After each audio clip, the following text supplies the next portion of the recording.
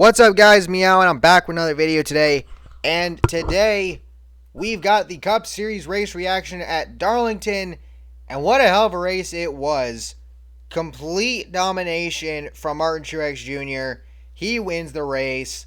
Now, if you saw with the race reaction video from yesterday, I did have to change the title afterward because Noah Gragson got DQ'd out of a top 5. Due to a penalty and during post-race inspection. As far as that goes, just bad luck once again. It honestly sucks.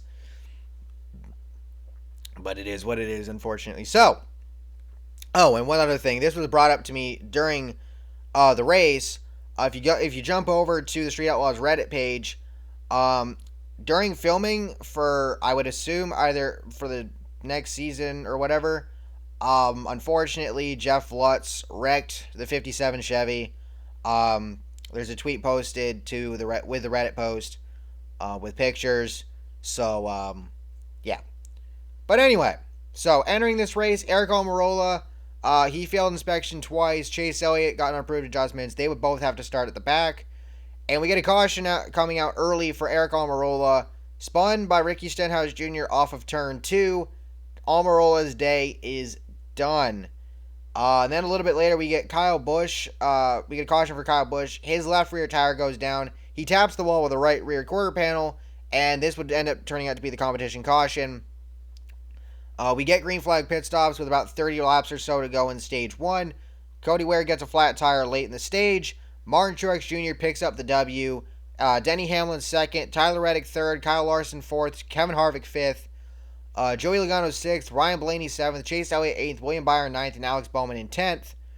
And Kyle Larson got a speeding penalty during pit stops at the end of stage 1.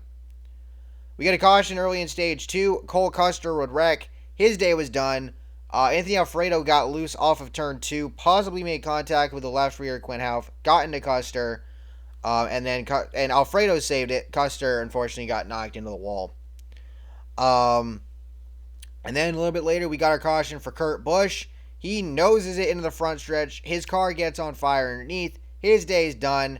He apparently got loose, and apparently Bubba Wallace tapped him, and Kurt Busch spun as a result. Although again, he was already loose in the process. Bubba was supposed to get the free pass there, but he did not, and then NASCAR rescinded that because he was involved in the caution. Denny Hamlin and Chase Briscoe stay out. Everybody else pits. Christopher Bell gets a speeding penalty. And then we get back going again. Blaney and Bowman have a slight contact. Blaney gets in the wall. Bowman then gets in the wall. But he makes it to pit road. Blaney that pits not long after. Josh Bilicki goes to the garage. Then we get green flag pit stops. Josh Bilicki comes back out. Brad Keselowski pits a second time with a possible tire issue. His team tells him that his tires were up. He thought he had a flat. Basically, Keselowski just struggled all goddamn day. Martin Truex Jr. takes the stage 2 victory. Kyle Busch 2nd, William Byron 3rd, Denny Hamlin 4th, Kyle Larson 5th, Christopher Bell 6th, Joey Logano 7th, Tyler Reddick 8th, Ryan Blaney 9th, Chris Buescher in 10th. Now, there's a lot of conversation during this race regarding the package was being run, which I believe was the 750 package with the low spoiler and whatnot. And honestly, as far as this race goes, I mean, as you saw with the rest of it, aside from the cautions for Almirola, Busch, and Custer in the first 2 stages, we didn't get a single caution after that for anybody else outside of the caution at the end of stage 2 for the stage break. And Martin Truex Jr. just flat out dominated this race. As far as the package goes, I mean, people will have their opinion. People will think this was a boring race because of the fact that one guy dominated the whole damn thing. But at the same time, this package put a lot of the racing in the drivers rather than just depending on the aerodynamics. So honestly, I think this was a really good race.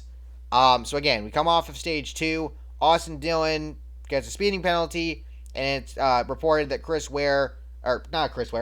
Ware, done for the day after he had something break in his transmission. Again, we come back, we get going with stage 3.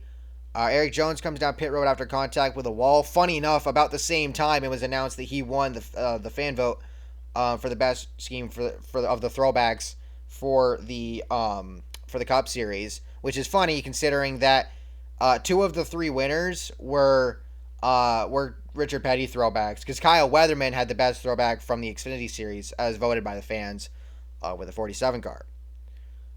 Josh Bilicki comes back out on lap 203. Green flag pit stops begin with about 70 to go. And then we had reports of a left rear tire rub for the 48 on lap 226. Anthony Alfredo got a speeding penalty. Bowman would finally make it down to pit road. Michael McDowell would come down pit road saying he needs tires and has a lot of smoke coming from his car. He obviously makes it. JJ Yeley gets in the wall at one point. William Byron pits with 38 to go along with Logano to begin the final set of green flag pit stops. Joey Logano got a speeding penalty. Blaney gets in the wall, then almost gets turned by Denny Hamlin. Hamlin later gets in the wall. Quinn Houff gets in the wall. Christopher Bell gets in the wall but makes it to pit road. And Kyle Larson, trying as he may, he had tried to run MTJ down, sort of shades of Atlanta earlier this year when Larson got ran down by MTJ, and MTJ got the win. Larson tried to run him down. That didn't happen. And Martin Truex Jr. would get the W, his third of the season. And let me explain this to you. We've had MTJ is the only driver in the Cup Series that has more than one win. It's been 14 races now, I believe. We have 11 winners. Again, MTJ is the only one with 3. Everybody else only has 1. Like, bro, MTJ right now is looking like he's on track for a shot at that championship the way things are going. And again, we haven't seen Denny Hamlin, Kevin Harvick, Chase Elliott. They've yet to get wins. Obviously, those wins are going to come for them pretty soon. It's weird because, again, Harvick had the most wins last year. Hamlin had the second most wins, and Elliott was the champion. And yet, none of the three of them have wins. Now, Hamlin's been dominant points-wise, but again, still doesn't have a win yet. Harvick, they've been something else this year. They've struggled. Harvick's been getting better. Briscoe had a pretty good day today as well, but again, Custer and Almirola both got knocked out early. And Elliott, I think his biggest issue's been the pit crew at times, but he did run well today as well. So we're going to see those three guys get their W's at some point. But again, then after that, those are really the three that are left that we're expecting to get a win this season. Who else gets one? I mean, there's a few drivers that already have a win that are probably going to get more than one at some point. Larson, I think, is a lock at this rate to get at least one or two more wins this year, especially with the way he's been running at times. Again, MTJ's gotten 3 of them already. He's probably going to get a few more. Which is a far cry from last season when he only got 1 at Martinsville. If Bowman can get some of the bad luck off of him, he could probably win another one at some point. In theory, once Hamlin gets his first win of the season, he's probably going to win a couple more. Possibly the same with Harvick. Definitely the same with Elliott, considering the road courses we have left to go through. So, realistically, there's a lot to look forward to, and who knows, honestly, with this season, with the way the points have worked out, with the way the season's been so far. Bruh, this is shaped up to be one hell of a season so far. And, I'm interested to see what happens going forward. But with all of that being said, thank you all for watching. Hope you enjoyed. Again, congratulations to Martin Truex Jr. on the W. And with all the Darlington throwback cars and all the cars that have been put up for offer recently in general, you'll know what to do.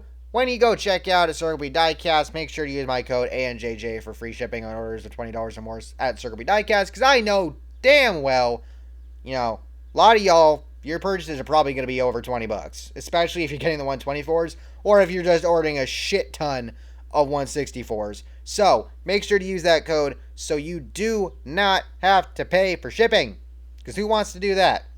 Also, make sure to go to the link to Steve Lavender's random fantasy picks at the bottom. If you do that, if you've got a Twitter, helps me out in the influencer standings for everybody that goes through that link. With that being said, again, thank you all for watching. Hope you all enjoyed. And if you did, please drop a like, subscribe for more content like this, and I will see you all next time. Peace.